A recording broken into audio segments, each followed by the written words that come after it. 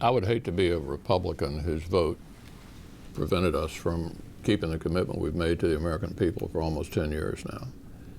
And at some point, we'll get down to the final vote, the one that really counts. And so I'm optimistic that none of my members, in the end, want to be responsible for the status quo on Obamacare. Shift lots of costs to lower income people and older people. I think the American people would be deeply disappointed that we were prevented from keeping our commitment by Republicans who, in the end, in effect, voted for the status quo, for no change. Pretty stable moving to the future. I'm not a supporter of cutting ARC. I'm not a supporter of the dramatic reductions in the State Department.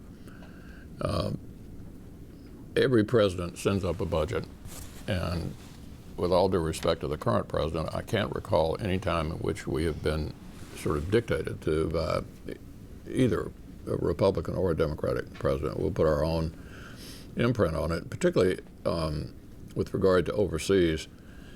America, being a force, is a lot more than building up the Defense Department. Diplomacy is important, extremely important, and I don't think these reductions at the State Department are appropriate.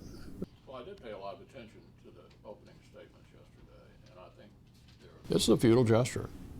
It's playing to the mob, saying resist everything. So that's what's going on, and I know there are a reasonable number of Democrats who are uncomfortable with where they are, but right now they're afraid of their own people, their own base. One would think from the Republican argument that Obamacare is. He'll be up the last week before the recess, and he will get confirmed because he deserves to be confirmed. But it looks to me like they are putting themselves in a very, very untenable position, which, if carried to its extreme, would mean you wouldn't fill it at all. Party's 2 years into a new administration. I think he's got the natural instincts for the legislative process because he's a deal maker. You know, that's the way he operated in the private sector, was trying to figure out how to make things work, how to get to an outcome.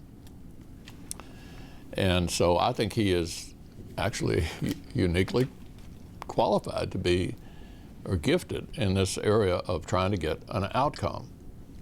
And I think my impression, he's been very helpful in getting there in the House, and I expect to use him in the Senate as well. With CBO having concluded that, how are you persuading? I think it takes a soft message, but he's a different kind of guy, and I would not predict. Look, I know I'm not the only one who's suggested maybe he'd be better off without daily tweets.